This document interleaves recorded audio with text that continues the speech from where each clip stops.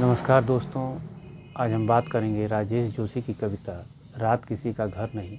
कविता है, रात गए सड़कों पर अक्सर एक न एक आदमी ऐसा ज़रूर मिल जाता है जो अपने घर का रास्ता भूल गया होता है। कभी कभी ऐसा भी होता है जो घर का रास्ता तो जानता है पर अपने घर नहीं जाना चाहता। एक बूढ़ा मुझे अक्सर रास्ते में मिल जाता है, कहता है उसके लड़कों ने उसे घर से निकाल दिया है।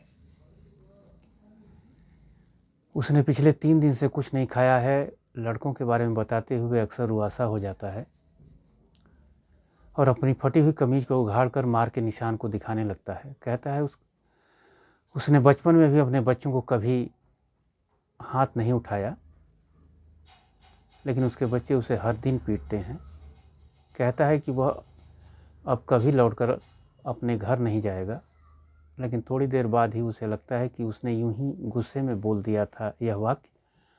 अपमान पर हावी होने लगती है एक अनिश्चितता, एक भय अचानक घिरने लगता है मन में। थोड़ी देर बाद वह अपने आप से ही हार जाता है। दूसरे ही पल वह कहता है कि अब इस उम्र में वह कहाँ जा सकता है।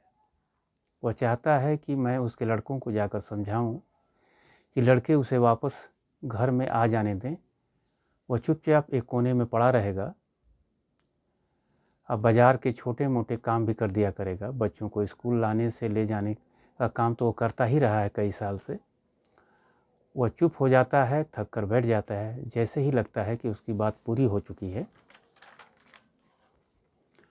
वह फिर बोल पड़ता है। कहता है कि मैं बूढ़ा हो गया हूँ, कभी कभी चिड़चिड़ा जाता हूँ। सारी गलती लड़कों की ही नहीं है, वे मन के इतने बुरे भी नहीं है, हालात ही इतने बुरे हैं। उनका भी हाथ तंग रहता है, उनके छोटे छोटे बच्चे हैं और वो मुझे बहुत प्यार करते हैं। मेरा तो पूरा समय उन्हीं के साथ बीत जाता है। फिर अचानक वो खड़ा हो जाता है और कहता है कि हो सकता है कि वो मुझे ढूंढ रहे हों। उनमें से कोई ना कोई थोड़ी देर में मुझे लिवाने आ जाएगा।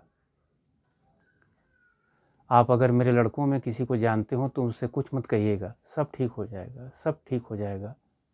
बुदबुदाते हुए वह आगे चल देता है। रात किसी का घर नहीं होती। किसी बेघर के लिए, किसी घर से निकाल दिए गए बूढ़े के लिए, मेरे जैसे आवारा के लिए रात किसी का घर नहीं होती।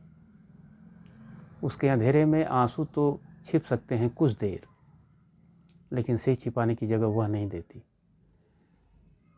मैं उस बूढ़े से पूछना चाहता हूँ पर पूछ नहीं पाता कि जिस तरफ वह जा रहा है, क्या उस तरफ उसका घर है। इस कविता का भावार्थ यही है कि कवि राजेश जोशी ने इस कविता के माध्यम से समाज के यथार्थ का सचित्र चित्रण किया है। धन्यवाद।